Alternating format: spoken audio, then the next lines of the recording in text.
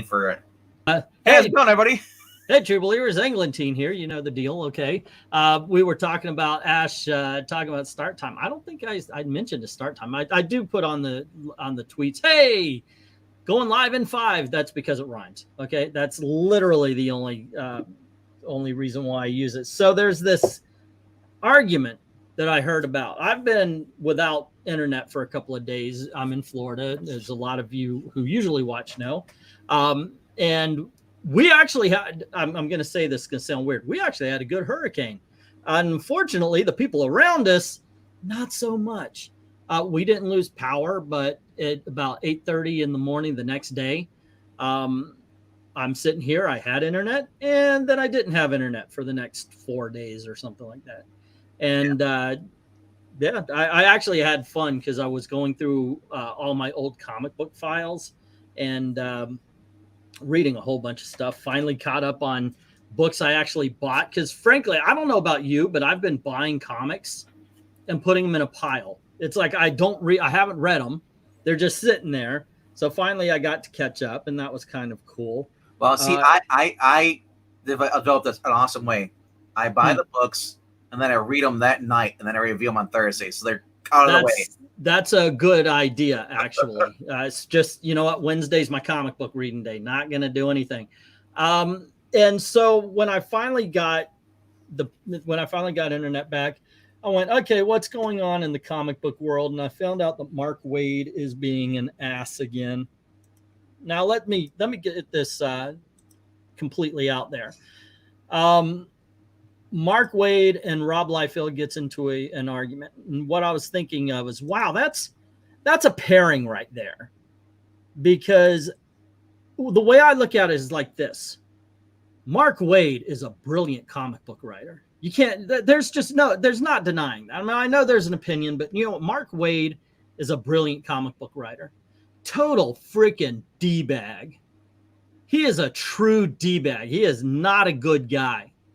Not a good guy. But then I look over at Rob Liefeld, and this is a guy whose art has been just mocked and demolished for the last couple of years because he has no structure to it. And you got to say, he's not a good artist. Okay. But everybody knows he's a nice guy. Now, he had his period of baggishness, but at least everybody appreciates he loves comics. I love comics. The man loves comics. And so he, on the social side of things, he's a little bit more elevated. So I don't think Rob Liefeld as an artist is nearly as good as Mark Waid as a writer, or at least them both in their heyday. That being said, once again, Mark Waid's a D. I think I should make a shirt, actually. Mark Waid is a D-bag. I don't think I have to because it's pretty much assumed. Seba Bacon says D on it, and on the back it says Mark Waid. Yeah, there you go. So when I heard that these two got into an argument, yeah, I said, you know what? Okay, I'm pretty sure Bounding Into Comics has covered this. So let me find it. And that's where I'm at. I'm on Bounding Into Comics. This is actually John's article. Okay, so take it however you will. But I figured whatever, let's see what he has to say about it. And he recorded, by that he copy and printed into this article what Mark Waid said. I have not yet read it because I love doing live streams where I go over this shit fresh. You know, I don't want to form an opinion and then act like oh wow, that is something. No, I'm not a great actor, so I'd rather actually give you my. I'll give you my 2 cents before I even read the artitle. Okay. Mark Waid's a D-bag. And Mark Waid is a D-bag, yes. But Mark, and I said anything he comes out is he speaks a line. He's pretty much. No, he basically is. If you're aging out of comics, it's because one, you're the wrong policies. Whoa! Don't. Yeah, we're going to get into that. Don't talk about what we haven't gotten to because I literally I don't know anything about the article. I'm just saying. Okay. I'm going off my top of my head. Okay. And 2, if you're aging out of comics because you're just not writing the stuff they want. Well, we will get there. Okay, so let me share this out and we'll go through. And by the way, hello to Ash and Jay Lucian's here. Maranya, what's up? Age is more than a freaking number. I hate that phrase. I hate that freaking phrase. If you're writing, age is just a number. But if tell you're just my writing, freaking tell my back after I've thrown it out pointing. Oh, it's over. Oh, yeah. I'm sorry. But tell he's my just, knees these guys are that just age writing is and drawing. just a number. These guys are writing and drawing. They're not doing physical labor. Do you know who came up with that bullshit age is just a number phrase? A 20-year-old. That's who came up with it. All righty. So do we have proof on that? Where's the source? Okay, let's go over this. So once again, this is John Delarose. He says, longtime DC and Marvel writer Mark Waid made a multi-paragraph rant on the aging out of the comic book industry and what he perceives as the realities of the business. I like the way he put perceives. You know, obviously it's what he thinks, so it's his opinion. And he opens his tirade by stating his post is somehow advice for beginners and aspiring creators. Well, now here's the thing. Mark Waid has been in the industry forever and a day. And I think if somebody with that much experience wants to give you some advice, yeah, it's not a bad idea to listen, in all honesty. But the rambling quickly devolves into backhanding attacks on his peers. That's Mark Waid. And quickly devolve. Okay, and for the way they've handled mainstream comics industry, proverbial kicking them to the curb. Waid is in a position of privilege as a person who owns his own publishing imprint and has continued to be thrown work from Marvel and DC, even though fans in recent years have been less than enthusiastic about his modern work as compared to what he had done on the Kingdom Come and JLA books, and of course The Flash. Incredible run on The Flash, by the way. But I think Kingdom Come will be his seminal. Okay, so he quotes the thing that is right here. And Mark Waid is saying, for beginners and aspiring creators, I offer you some observations on the life cycle of a comic, on a comics creator, a mixture of advice and cautionary tales. Take of this what you will, bring a sandwich, it's a long read. As in any industry, creative or otherwise, there is ageism, and that is true. In the comic industry, no matter your skill, no one gets to stay the new hot fan favorite eternally. And there's the natural assumption among editors and fans, right or wrong, that no one can keep consistently hitting homers forever. The creators who are most punished by this, to me, seem to be the ones whose style, however lauded or commercial in the past, has become so locked and predictable that it doesn't seem as fresh and attractive to readers and editors as once did. Now, there's examples, by the way, that absolutely demolish this argument. And I would point to Mark Waid and his writing style and Frank Miller, by the way, who I don't think ever got out of Sin City. He went into Sin City, and every book he writes after that is Sin City. Whether it's a Batman title, a Superman title, whatever the hell he's writing, it's Sin City. Even before Sin City, Frank's always been kind of person that writes dark and brooding stories. Like he wrote noir, and he wrote, if you read the old Daredevil, the voiceovers and such, it reads like an old detective story. But he's still better than most of the talents out right now. Bad Frank Miller, better than a lot of others. Yeah, I'd say age is not a number. Even at my 33 body starting to hurt. Says I'm 37. I only hurt if I said I'm only 37. I only hurt when I do stuff that I know I shouldn't be doing. Well, when you hit a certain age, that's like standing up and breathing. Yeah. Look, I'll tell you what. At 52, I just experienced this. I never experienced this before, but I woke up wrong. Like I woke up and I woke up with a backache. Like I get spasms and it just kind of locks me. And that happened. It's like I woke up and all of a sudden, how do you do that? How do you throw your freaking back out waking up? So anyway. Well, it could be where you're sleeping. Could be where you're laying. It could be your bed mattress. It needs to be rotated or flipped. There's a lot of things. But true. If you're not used to moving around, you're doing a lot of working out. Okay, so he continues to say, absolutely, bad luck or bad breaks can and sometimes do take players off the field while they're still vital. No one deserves to be blamed for circumstances wholly out of their control, and there's always outlying cases, but as a rule, the creators who keep working are the ones who are honest about their shortcomings and the ways that they can improve, who take responsibility for their fate and their paths. They accept that they might need to modify, add to, or level up what they have to say and or how they say it in order to stay relevant, while at the same time never becoming simply imitative. They refuse to calcify and refuse to become a nostalgia act. They never stop striving to learn and to better their skills. They don't buy into their own status or think it most of all. Okay, so this is the part where I'm sure John was saying he's just slamming people right now. If you think about the people who supposedly aged out, according to him, this is what he thinks of them. And of course, I'm sure he's throwing Chuck Dixon and Mike Barron and so forth into the wind on this one. But he's also refused, unless I'm about to read it, we also know that it's absolutely freaking political. You just don't follow the politics. Now, you can word that to make it sound like something different by saying you don't follow the company line. You know, if you say something that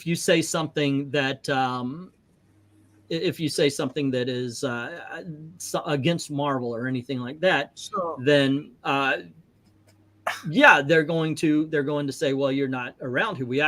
You're not good to be in this company. We've actually seen that. We've seen it at DC. We've seen it at Marvel, both.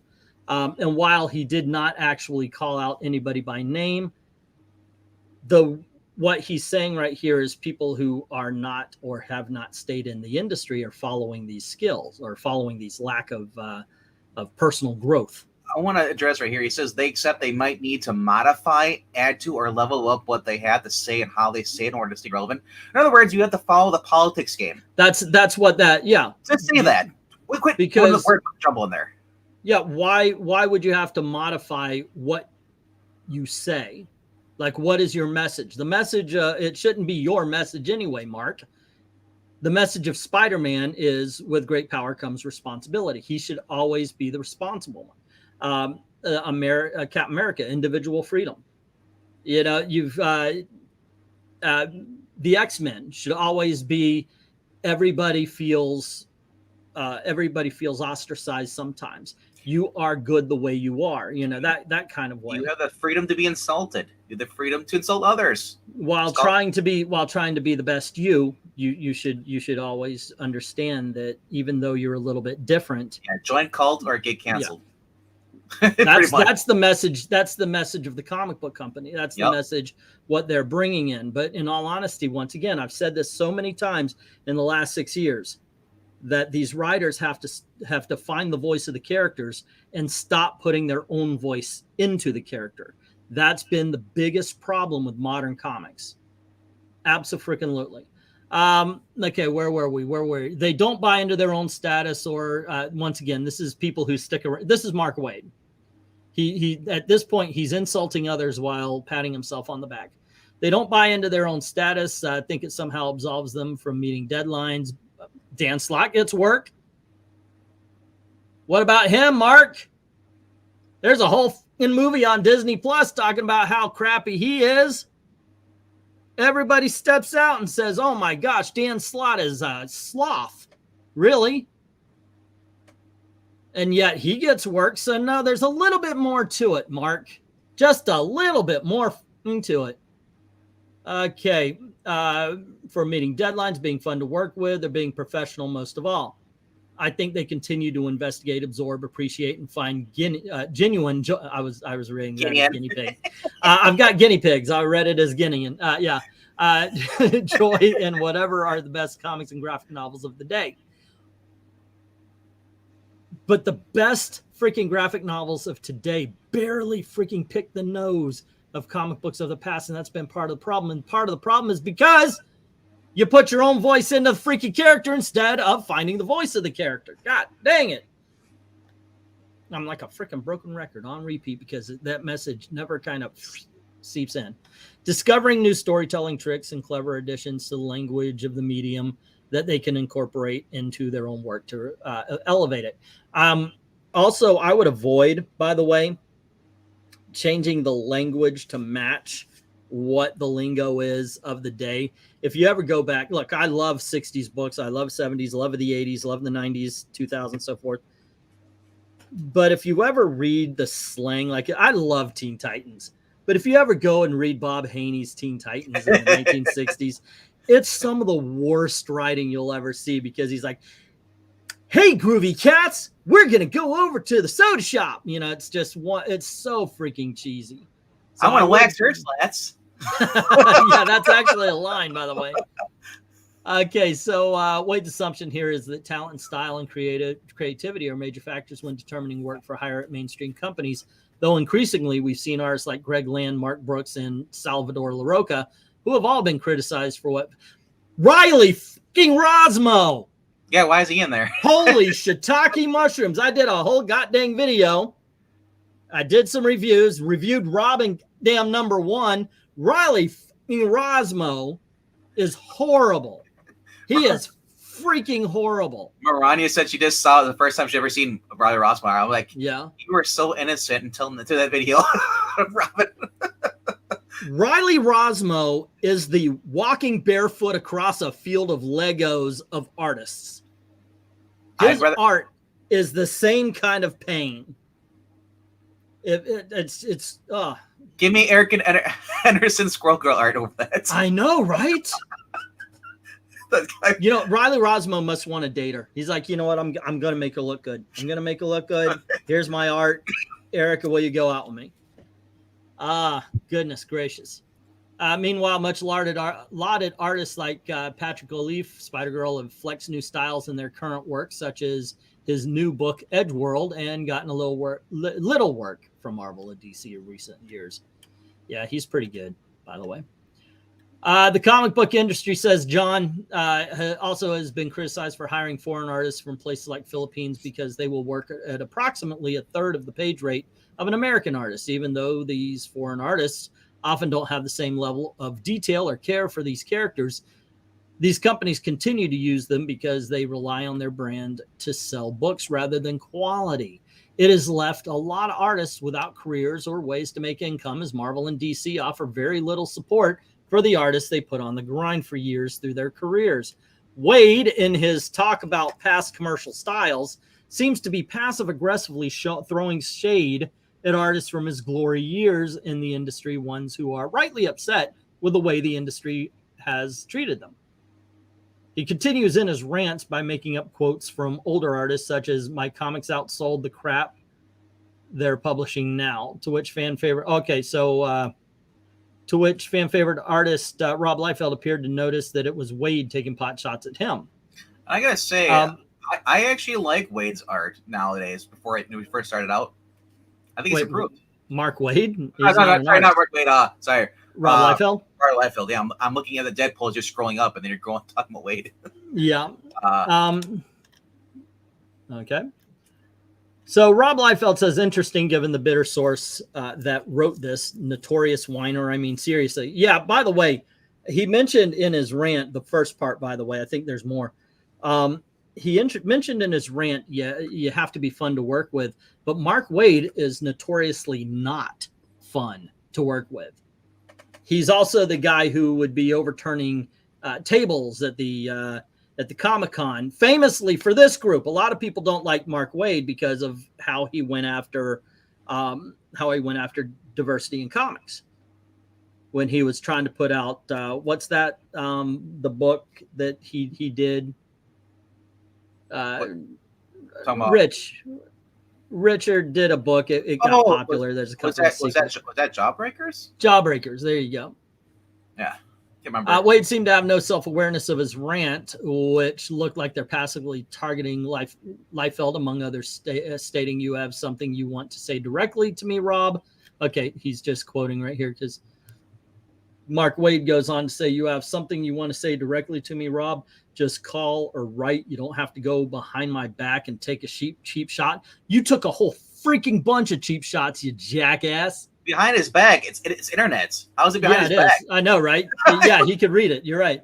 As a rule, I find it pretty classless and embarrassing for everyone involved when creators attack one another over some personal matter in public. If we have issues between us that I'm unaware of, let's deal with them privately.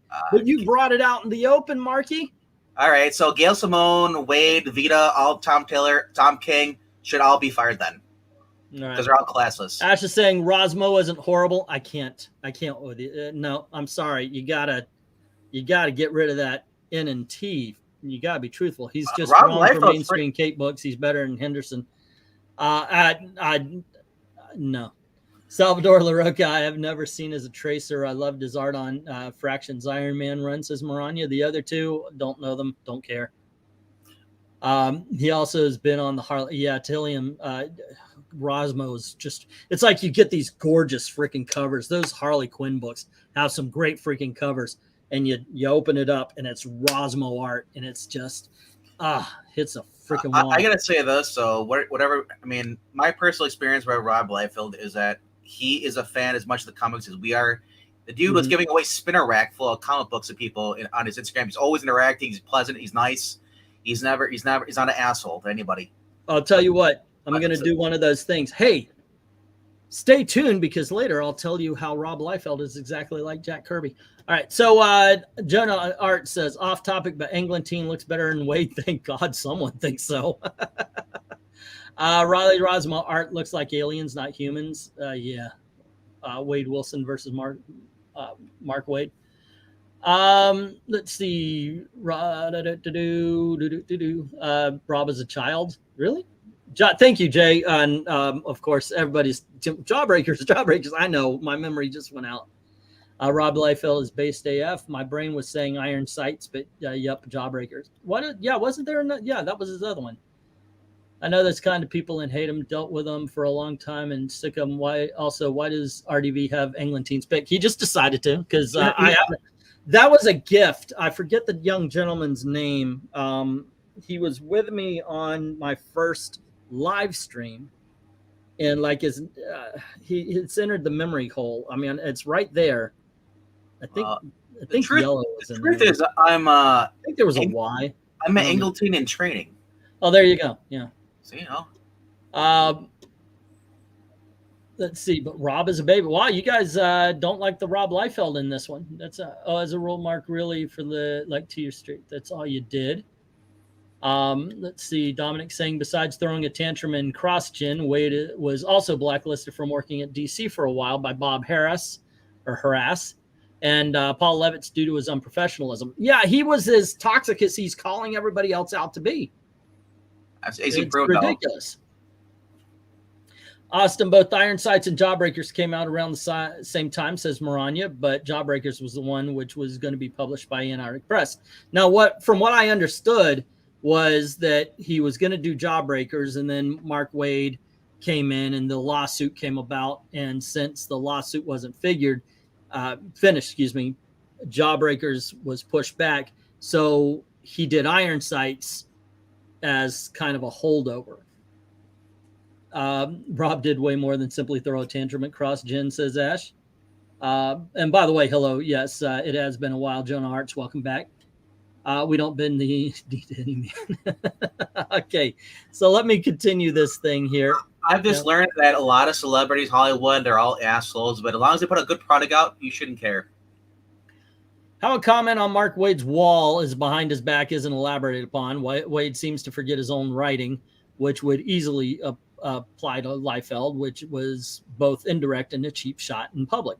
Waid's cheap shots don't end there, as his original rant targets fan favorites, artists of Comicsgate, the movement who in recent years have pointed out how the comic industry has another massive problem, that of blacklisting over politics, which, yes, we have been dealing with that for the last 6 years.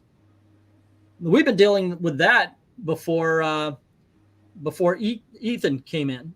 Ethan was one of the ones that we, as OG, what now is known as OG Comicsgate, we were standing up for him because of all the stuff they were saying. We're like, wait a second, no, it isn't. If you look at what Ethan was doing, and one of the most ridiculous things was drawing Sinestro to look like Hitler, and then everybody's saying that Ethan likes Nazis. Are you mad at Ethan because he made a space villain look like Hitler? He made Space Hitler look like Hitler, and now you're freaking pissed. It never made sense.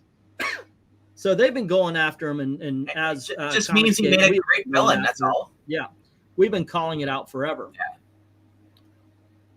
Yeah. Giant size, two-fisted manly tails. There should be like a buy right here, but yeah, that's their thing.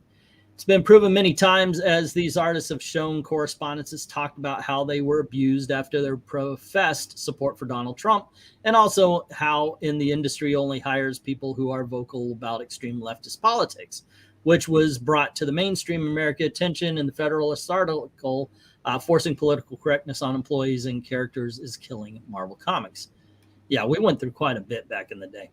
The embattled Marvel and DC writer attacks such confirmed blacklisting as excuses. Okay, so I guess it's part of this one right here.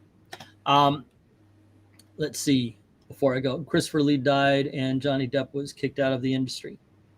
Well, not because Christopher Lee died, though. They're talking about, Ahsoka said the only non-asshole that was in Hollywood was Sir Christopher Lee and Johnny Depp.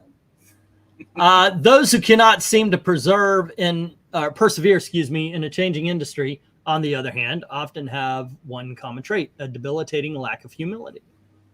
Rather than be honest with themselves about what they could be doing different or better in order to keep up, they'll blame absolutely anything and everything else but themselves for their growing absence from the field.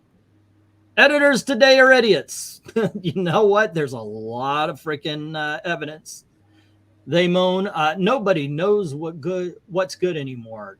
Don't they know who I am? My comics outsold the crap they're publishing now, and boy, is it crap. Why, back in my day? Yeah, why, back in your day, Mark? Comics sold better, and they weren't crap. Shit, you want proof? Read freaking World's Finest by Mark Waid. Serious, it's good. He's an old-style writer who knows how to find the voice of a character. He's a D-bag. He's a great writer. Or, okay, he's a pretty damn good writer. But you know what? Two things could be at the same right at the same time there, Mark. You're a D-bag. Keep writing good books. Don't fucking fall into the same trap that's going on right now where you got to swap this. You got to be far left on that. Look, here's the difference. Go read Mark Waid's run on Captain America before Ta-Nehisi Coates took over. It's goddamn horrible. It is horrible. It's the worst run of Captain America I've ever read, hands down, because he put himself into the character. He did not write Captain America when he was writing Captain America. All right, so let's see. If you shake these people like a piggy bank, you can hear broken pieces rattling around inside them. Holy crap. So now the people who do complain about the how Marvel Comics or modern comics are losing their way are broken people. They are broken people. They don't have a valid point. They don't have a smidge of something you may want to listen to. You freaking arrogant asshat. Holy Toledo. And you know what? Some people would say that by me insulting him, I have lost this. I don't think I'm insulting him, in all honesty. If I said, if I said you're a white guy, I'd be right. If I said you're kind of fat, I'd be right. Same with me. I'm kind of fat. So by calling him an arrogant asshat, I'm right. So I don't think it's actually an insult. It's an insult to all the asshats. Yeah. They so desperately refuse to take any responsibility at all for their circumstances that something inside them dies. They no longer find the energy to meet new challenges and stay hungry, competitive. It's easier to make excuses. One of the most common ones in recent years has been, I'm blackballed for my politics. Because it's true. Holy shit. Do me a favor, freaking Mark Waid, or anybody who agrees with him who's listening in.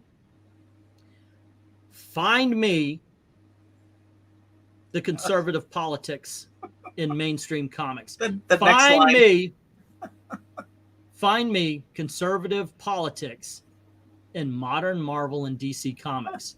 I like what he says next. Hold on, let me get there. Get there. Get there. Read it. This is not to put a fine point on it. Bullshit. I promise you that so long as you're not publicly racist or hateful or dishonest or a poster child for the Me Too movement, so long as you're not actively toxic or unprofessional, regardless of your political affiliation. In other words, so long as you act like a normal human being, your personal life and how you conduct it rarely, if ever, has any bearing on whatsoever on your higher ability. Okay. So why is Chuck Dixon not hired then? Okay, let me get into this. Here's a big problem. And this is a big problem in life with people on the left versus just normal people. And let me say far leftists. Okay, I'm gonna be fair to the liberals out there and say far leftists. Okay.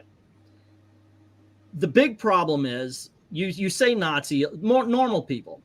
And I mean that as normal people with their freaking feet on the ground, not, okay.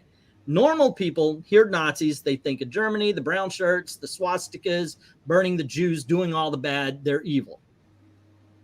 What modern day sensibilities that you're hearing from these leftists that write the Marvel comics, Mark Waid himself, does is say, you do not agree with me. You are a Nazi. Therefore,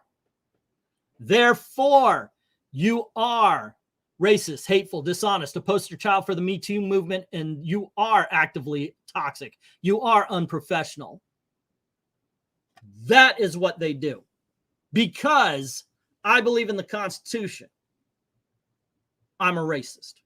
Or let's take it into comics. Because I think that the Falcon, the first African-American superhero, protector of Harlem, should keep his own goddamn name because it's been his identity. And he's never really, he's never really hit in his own series under his own name. Maybe it shouldn't be treated like a freaking promotion, having his name taken away and given the name of his white friend. You call me racist for that. And then you say I'm a Nazi because I think of those things. God damn, what a freaking moron this guy is. Conservative politics are easy to find in modern comics. Just wait for the next word balloon from that issue's villain. Okay, Eric, I stand corrected. Thank you very much, sir. I barely find conservatives in comics, Marvel, and DC. Yeah. By that point, then Batgirl 50, then Nightwing and Batman were conservative. Oh, okay. Oh, yeah. The villains of the story were Commissioner Gordon, Batman, and Robin. Yeah. Let's see. Also, I barely... John Art saying, well, this is one of the reasons manga is beating the crap out of comics. Why more people are going to them than Western comics, just because of people like Waid and more. I'll continue if you want me to, and for buzz, go right on ahead. Comic book veterans are not getting work as they used to from the industry. While not all modern creators are bad in quality and character, the veterans can help them in realizing their potential. Look, it happens, and it's cyclical. Carmine Infantino, friggin' brilliant artist for his time. After a while, he was not writing and drawing the comics that were selling the day. A lot of the old DC artists had to find out that's the way it is because they had to start competing with the new storytelling that Marvel was bringing up. It does happen like that. And if you're not able to shift, then yeah, you are left behind. That's a natural thing. We see it. I mean, it's like sports stars. You can't go for all the time. I agree with what he's saying. But to honestly talk about how politics is not playing a part in this is freaking ridiculous. Well, of course he has to say that, because if he admits it, then he looks like the asshole. Hey, do me a favor. Read some. I forgot my water right around the corner. I've been ranting. I'll be right back. Go ahead. I'll rant some more.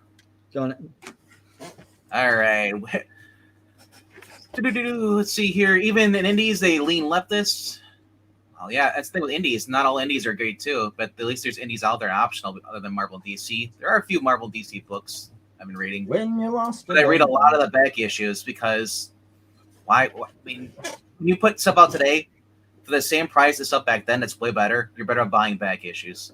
Hello to Black Lotus. Yeah, she's saying One Piece for life. I was talking to Zach about that. That book's been going on forever, and I guess the character is still trying to gain something he was trying to gain from the very beginning. So it's like one of those mangas that just keep stretching out the plot further and further and further and further and further and further and further. So, I mean, as long as people are willing to buy those mangas, man, Power to you. By the way, John, how you doing? Yep, going through this thing, man. Actually, I didn't until I started this. I didn't realize it was a John Del Rose article. Check out his comic books and his books, novels, and such on Amazon under John Del Rose. You can actually search for authors. Remember, Mark Waid is also involved in that. By the way, as a matter of fact, I think, and you could correct me if I'm wrong, John. Among all the, hey, we got to put this into crowdfunding and so forth, you just said, oh no, actually we don't. Here it is on Amazon. Go check this out. Okay, so let me continue. Where were we? Okay, here we go. Rather than stepping up to the plate, a frightening number of these once titans seek out some online echo chamber where they can draw endless self-pitying solace from a dwindling fan base there to prop them up. Let's see, to agree with them that they've done nothing at all to contribute to their fall from grace, that they're as great as ever, if not better, and that these stupid publishers are just so unfair or woke or myopic or whatever. It can be heartbreaking to watch. Is that really how you want to spend your time on this earth? Let me see. Like them or hate them. Doesn't matter. Let's say the poster boy for all of this has to be Ethan Van Sciver. I'm sorry, what did Cyberfrog do again as far as business is concerned? And I'm not going to include Ripa on this one. I'm not going to include Tim on this one.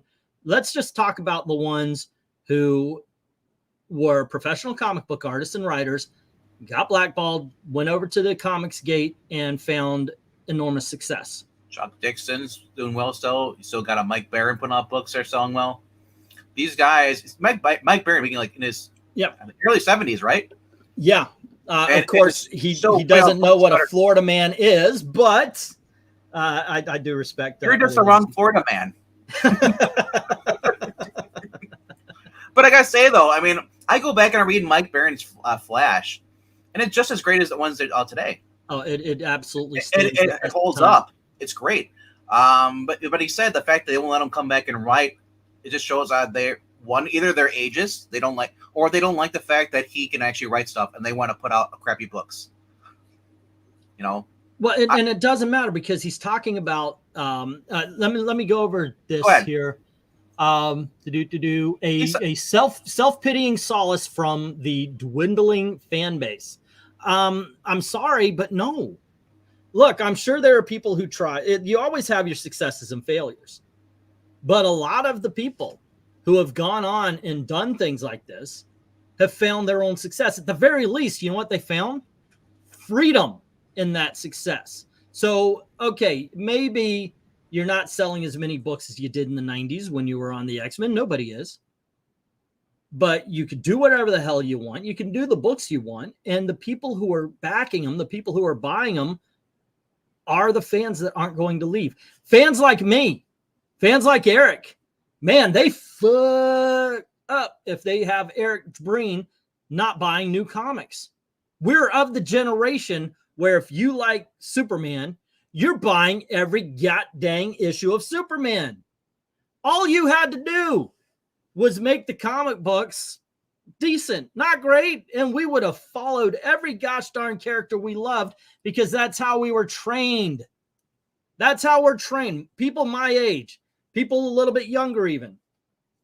We're trained to follow those characters. But what they do is that they screwed them up so goddamn much that we say no. Now, occasionally we'll follow an artist or a writer or something like that.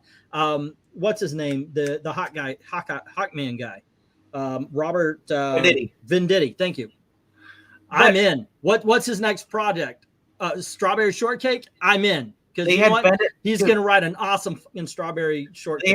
They had Bendis and Superman ruining Superman. You had Robert Venditti was doing the digital first Superman Man of Tomorrow, and those were kicking ass. And those were one-shot stories that he was doing.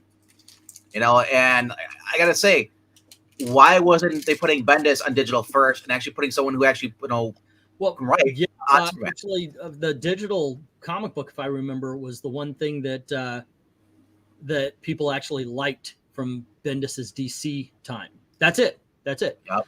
Okay, so let me go on. But here. I want to say real quickly though before you leave, go ahead. or before you do this, go to more. When you're talking about Eric Breen is a person that goes around with his friend Jerry and some other people. They go around and they look for comics at Comic Cons, books, back issues.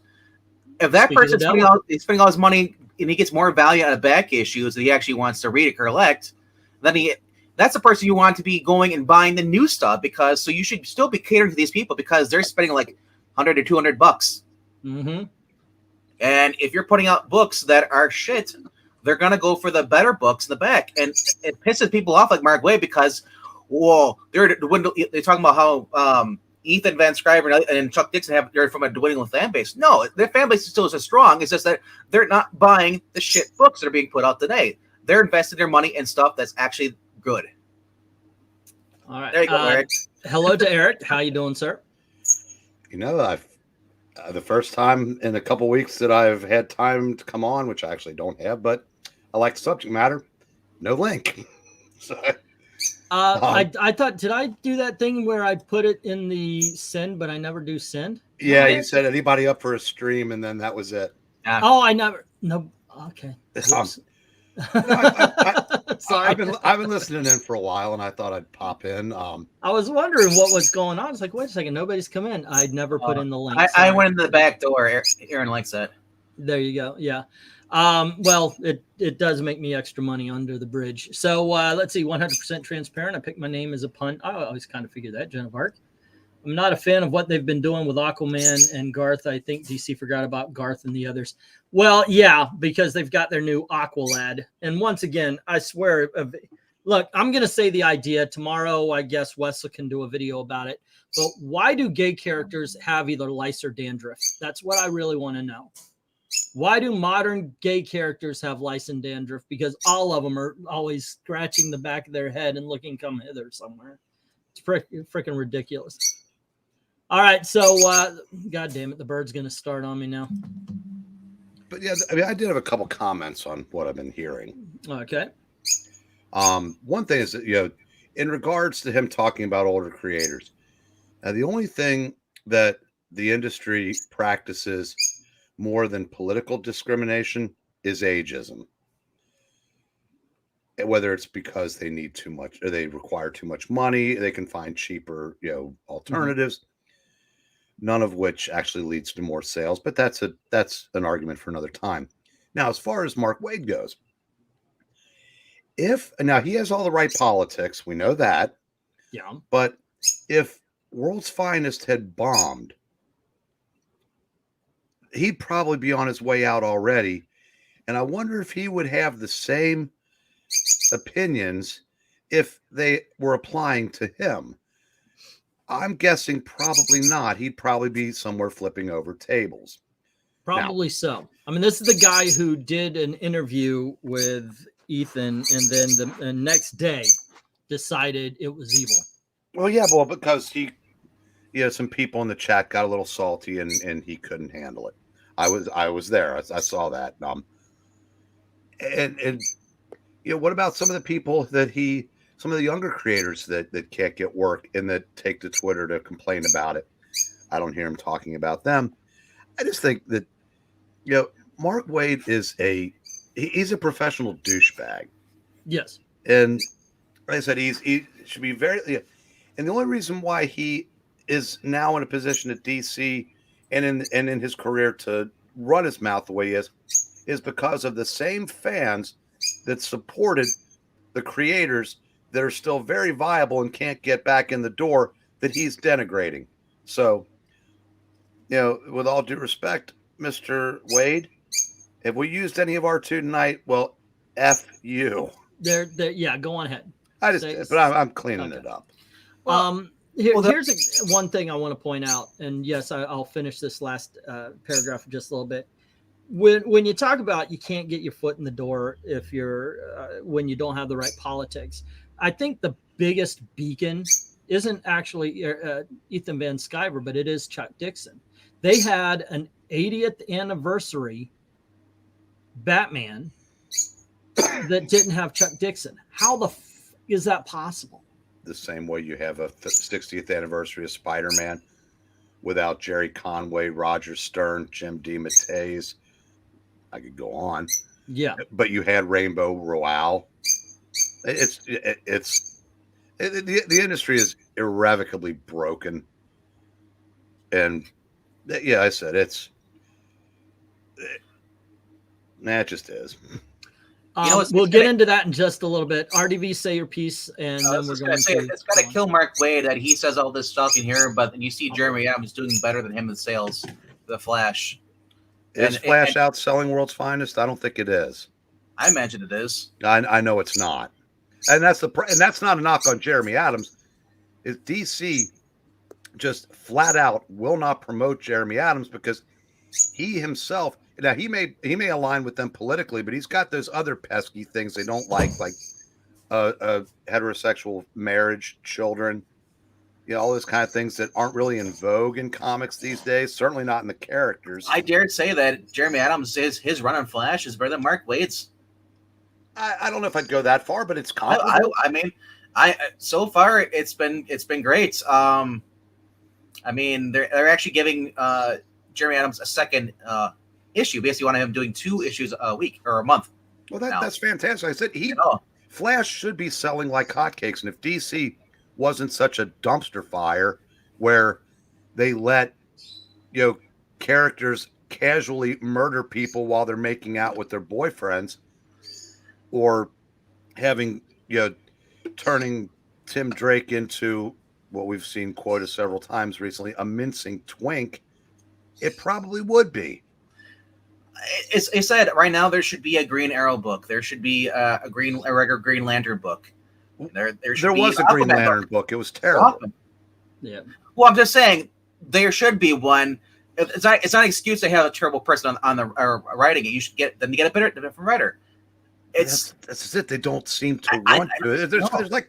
It's like there's an internal struggle that may just be starting at DC.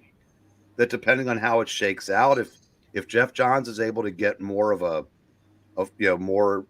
say in what happens there, but it's still going to come down to, does anybody have the whats to purge the company of the Vitas, the Dannys, the Megans? Yeah. We're going to get to, I've got some thoughts on that. I'm just saying. I want to get through this last paragraph. I'll say real quickly. I'll just say, it sucks that Josh Williamson, his run on Robin, Damian Wayne is the best Robin we've had in so many years. Now it's not better than Chuck Dixon's, or whoever it was, or Doug Mitchell who was writing the Tim Drake, But look at that, they nipped that in the bud and said, no, we're going to give you someone who's just going to ruin the character Tim even further. Yeah. Dare I say it's not even Tim anymore. So fuck it. So he's saying, don't ever let yourself be one of those folks. They're miserable. And smart people remove themselves from misery and find new horizons, even if it means leaving comics behind. And don't build your career around excuses. If you're lucky enough and good enough to stay in this field for a while, there are always going to be challenges and roadblocks, blocks and pitfalls, ups and downs, times when you're golden and times when you have to look for work. But whatever happens, you need to accept that you are the captain of your own ship, that while everyone gets thrown curveballs now and then over the arc of your career, no one is responsible for your success or failure but you.